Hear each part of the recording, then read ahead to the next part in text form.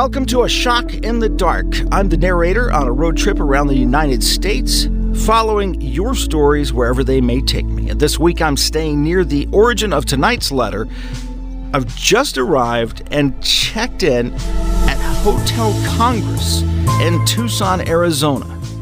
This city looks amazing. It's my first time here and I can't wait to explore. But first, the reason I am here, an email from Lori.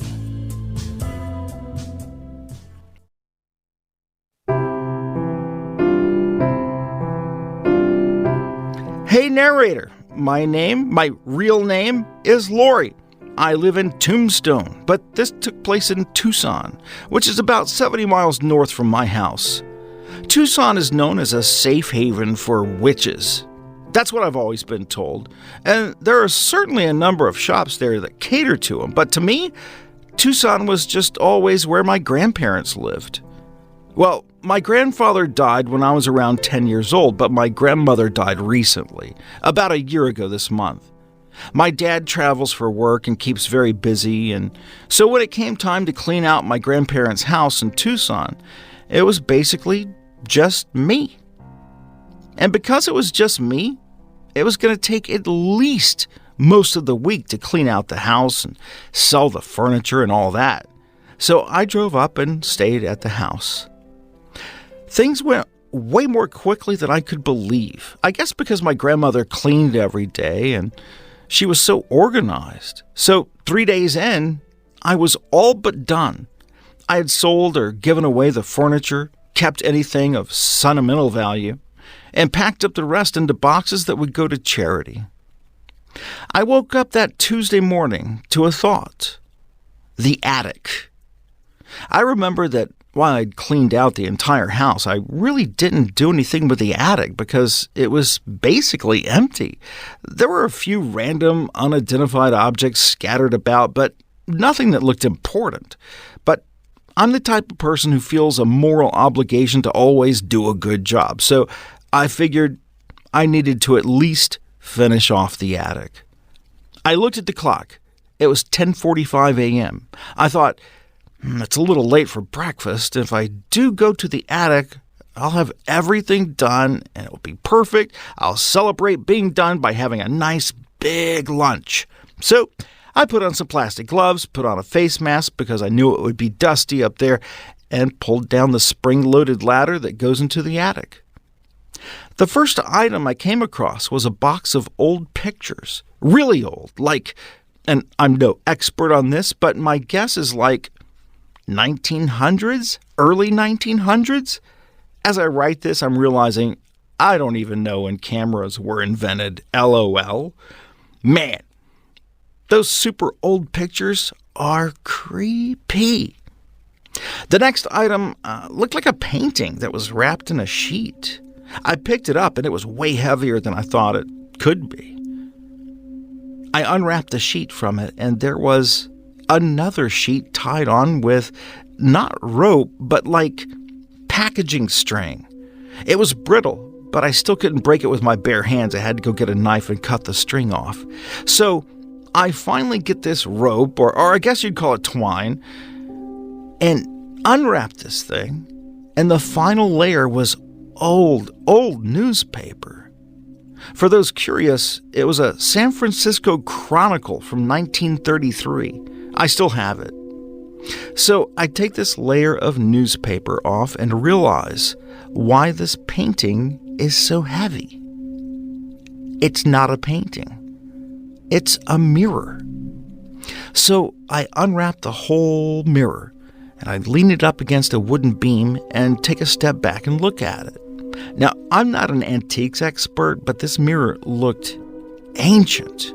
Again, I have no idea what I'm talking about, but my completely uneducated guess is that it's something from the mid-19th century, which automatically made me think of everything this mirror had seen. Cowboys and Civil War, presidents come and go, good times, bad times. I found myself lost in thought for a few minutes, visualizing this journey of this mirror. Finally, my thoughts were broken by a noise from downstairs. Then, I hear my dad's voice calling my name. Lori? Lori? Up here, Dad. I'm in the attic. I look at my watch. It was almost noon. I didn't think it had been that long. My dad appeared at the top of the ladder. Lori, I've been trying to call you. I was worried sick. I told him I left my phone downstairs. Come downstairs. I can't breathe up here. My dad has asthma. When I climbed down the ladder, I immediately went into shock. It was pitch black dark. What is happening, Dad? You tell me, Lori. But why is it dark outside? What do you mean? Oh my God, what time is it? It's midnight, Lori. Wait, what day is it? My dad looked at me like I was insane. Dad, what day is it? Well, it's almost Wednesday now. Where have you been? Oh my God. I woke up. I got out of bed. It was exactly 10:45 a.m. I remembered I needed to go to the attic. I went straight up there for what seemed like maybe 30 minutes max, and then you showed up.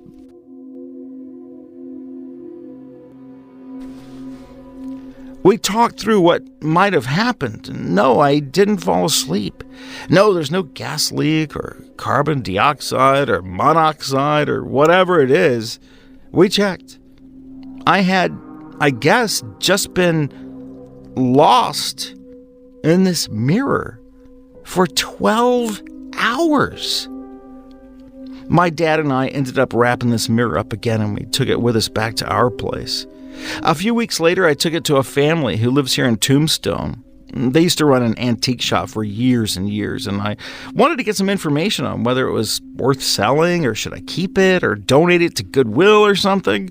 The main lady who knows about this stuff was out, so I ended up leaving it at their house. Later that evening, I got a call from the older woman who used to run the antique shop. She asked me to please come get the mirror. I said I would come by the next day, but she firmly asked that I come by that night to get it. So I did. I pulled up to their house, and the mirror, wrapped up in sheets, was out in their front yard. It was leaning against a tree about 30 yards from their house. The older woman, the expert, came out to meet me. She apologized for leaving my mirror outside, especially since there was a threat of rain, but she said she could not have that thing in her house. She said that this was a psychomantian mirror, a mirror made for mirror gazing. I had no idea what a psychomanium was, and I thought, well, aren't all mirrors made to look into? She explained that she is a Christian woman and could not have an item used in such evil activities in her house. She said this mirror was specifically for scrying and communication with the spirit realm. She said this mirror must have been one of the very first modern mirrors. She said it was made in Germany, and from markings on the back, she would date it to around 1840. She unwrapped a corner of the mirror to show me. I hadn't noticed before, but the entire frame of the mirror was just covered in all these odd shapes and symbols. I would describe it like hieroglyphics meets Chinese, or maybe what you would think alien books would look like. I'm not sure if I'm describing it well. She also pulled the sheet back far enough to reveal a tiny piece of the mirror itself. She refused to look at it. She actually turned her head away from it, but she said, "Do you see anything odd about this mirror? The mirror itself?" I looked, and it came to me. I guess I hadn't noticed it in the dim light of the attic. "Oh, it's really dark?" "Yes, that's right," she said. It was dark. It was like looking at a mirror that had a dark window tint on it, like limousines have those dark windows. Not quite that dark, but dark. She wrapped the mirror up again. She went on to tell me about the mirror making with obsidian and ancient Greece, where people would go to the Oracle of the Dead, and asked me, didn't I read the Odyssey in high school, and I told her no, I really hadn't. She looked exasperated at that. But in the end, she told me it was my business what I wanted to do with this mirror, but if she owned it, she would be very careful not to break it. And although it could be worth a lot of money, she would not feel good about making money from evil. And she would just have to carefully bury the mirror, still wrapped up and far, far away from her home. Sorry, this turned out way longer than I thought it would be. I thought you'd be interested in this oddball object I found and what I had learned about it. It was all fascinating to me, and especially in the light of the fact that I had actually lost 12 hours just by looking at it. Thanks for your time. I hope you can use this story on your show. Well, of course, I had to write back to Lori. I had to ask, what did you end up doing with the mirror? Here's the response from Lori. Hi, I can't believe you wrote me back. I love your show. It's like getting an email from a famous person. I was afraid you might ask me what I did. Well, here's the truth. I sold it. I drove it over to New Mexico, to a place that appraises items and auctions them in live auctions that are broadcast all over the world. It sold for about 5,000 British pounds to a guy in England, which is about 5,600 bucks in the U.S. So after the auction house took its cut, it left me with just over $4,000, which I am perfectly fine with having that much money from evil. Thanks for reading my note, and please let me know if you're coming to town, and let me know if you'll be reading my story on your show. Your friend, Lori. And I'm actually running a little late, but after uploading this video, I'll be on my way to meet Lori in person for dinner here in Tucson. She's also supposed to show me around Tombstone a little bit tomorrow. I'm excited about that. So I should wrap this up. I'll be talking to you again in 1 week as the Shock in the Dark tour of the United States continues. Wherever your letters lead me on my journey.